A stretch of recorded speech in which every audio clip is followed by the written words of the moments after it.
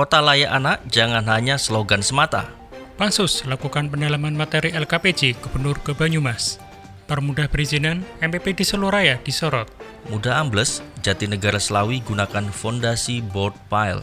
Pembelajaran tatap muka diharap tak ada kasus baru COVID-19.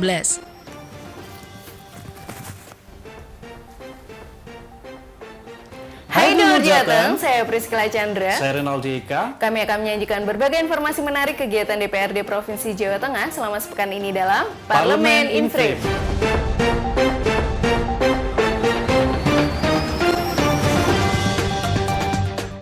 Kota Layak Anak atau KLA sebaiknya tidak hanya menjadi slogan semata, namun mampu memberikan fasilitas bagi anak, sekaligus mampu melindungi anak dari tindak kekerasan. Kota Layak Anak atau KLA sebaiknya tidak hanya menjadi slogan semata, namun kota sebaiknya mampu memberikan fasilitas yang dibutuhkan anak, sekaligus mampu melindungi anak dari tindakan kekerasan. Demikian disampaikan oleh Ketua Pansus Raperda tentang Perlindungan Anak DPRD Provinsi Jawa Tengah, Tazkiyatul Mutmainah, saat berdiskusi dengan Dinas Pemberdayaan Perempuan Perlindungan Anak dan Pemberdayaan Masyarakat DP3APM Kota Surakarta di Komplek Balai Kota Surakarta pada Selasa 6 April 2021.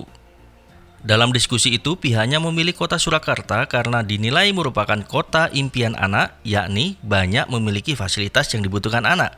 Dari kondisi itu, slogan Kota Layak Anak benar-benar bisa diwujudkan. Ia juga memaparkan dari 32 kabupaten kota di Jawa Tengah yang sudah mencanangkan slogan KLA, ternyata masih banyak kabupaten kota yang belum memenuhi atau memadai kebutuhan bagi anak-anak. Ditambah persoalan perkawinan anak yang masih terjadi di Jawa Tengah. Tercatat ada 11 ribuan kasus perkawinan anak sampai akhir 2020 lalu di wilayah Jawa Tengah. Dari angka itu, kasus tertinggi terjadi di Kabupaten Cilacap dan Kota Surakarta yang angkanya masih cukup rendah. Pansus LKPJ Gubernur 2020 melakukan pendalaman materi ke Kabupaten Banyumas. Kedatangan Pansus Laporan Keterangan Pertanggungjawaban atau LKPJ Gubernur Jawa Tengah tahun anggaran 2020 disambut hangat Ketua DPRD Kabupaten Banyumas Budi Setiawan dan Wakil Ketua Supangkat pada Senin 5 April 2021. Pada kesempatan itu, Ketua Pansus Srianto Saputro mengungkapkan pihaknya telah melakukan pendalaman materi perihal pertanggungjawaban kinerja Gubernur selama 2020. Dalam diskusi dengan Wakil Ketua DPRD Kabupaten Banyumas Supangkat, dibahas mengenai LKPJ seputar hasil penyelenggaraan yang dilaksanakan oleh pemerintah daerah. Hal itu seperti urusan wajib, pelayanan dasar urusan pemerintahan, urusan wajib bukan pelayanan dasar dengan urusan pemerintahan, urusan pilihan pelaksanaan pemerintah, dan urusan fungsi penunjang. Perkembangan Mall Pelayanan Publik atau Pelayanan Publik MPP mendapat sorotan dari Komisi A DPRD Provinsi Jawa Tengah. Perkembangan Mall Pelayanan Publik atau MPP kini mendapat sorotan dari Komisi A DPRD Provinsi Jawa Tengah.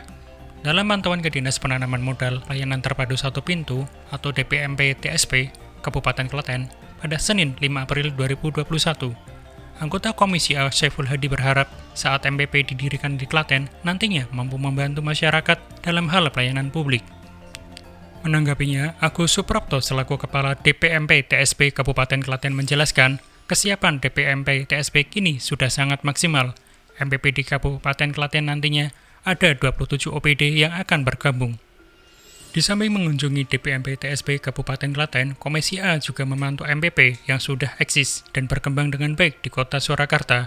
Dalam pantauan itu, turut hadir Wakil Ketua DPRD Provinsi Jawa Tengah, Kuatli Abdul Qadir Al-Katiri. Akses Jalan Jatinegara Pemalang Slawi Kabupaten Tegal kini mengalami kerusakan berat dan ambles.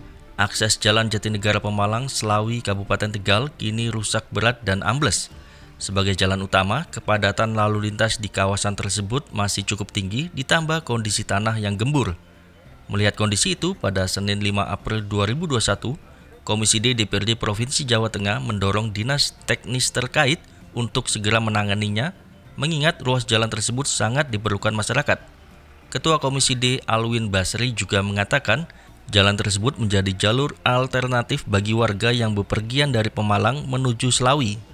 Menurut dia, proses penanganan jalan yang rusak itu bisa menggunakan sistem board pile supaya jalan tak mudah melorot atau longsor. Mengenai anggaran, kemungkinan besar menelan 2 miliar rupiah yang saat ini masih dalam proses lelang. Ya ini kita lagi memperbaiki tanggul penahan tanah. Jadi di daerah batas Kabupaten Pemalang sama Sawi. Ini jalannya tanahnya langsung bisa turun, ambles. Stabil, nggak stabil. Jadi kita pakai cara sumur bor. Ini kurang lebih dananya sekitar 2 miliar. Nah, ini kita sekarang lagi tender. Insya Allah nanti pertengahan bulan ini udah kelar kan gitu. Dananya 2 miliar ini penting ini antara batas Kabupaten Tegal dengan Pemalang. Ini jalur yang ramai, padat kan gitu. Ya. Ini kira-kira kurang lebih sekitar 500 meter penahan tanah. Ini jadi jalannya itu ambles, lalu kalau lama-lama didiamkan, lama-lama nanti bisa putus.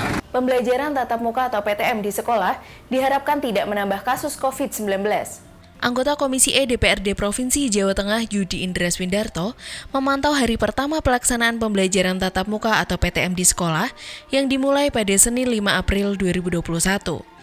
Pantauan dilakukan ke sejumlah sekolah dan ia berharap tak ada tambahan kasus COVID-19 yang terjadi di sekolah. Secara total, ada 140 sekolah di Jawa Tengah yang melaksanakan PTM. Dalam hal ini, ia meminta penerapan protokol kesehatan ketat di sekolah secara kontinu. Harapan selanjutnya adalah vaksinasi terus ditingkatkan jumlah sasarannya. Terkait dengan PTM, maka semua orang yang terlibat mesti menjadi prioritas, baik pendidik, siswa, maupun orang tua siswa. Kami bersama segenap kerabat kerja Berlian TV yang bertugas mengucapkan Selamat menunaikan ibadah puasa. Saya Priscilla Chandra. Saya Renaldi Eka. Terima kasih atas perhatian Anda. Salam Berlian TV. Aspiratif, informatif.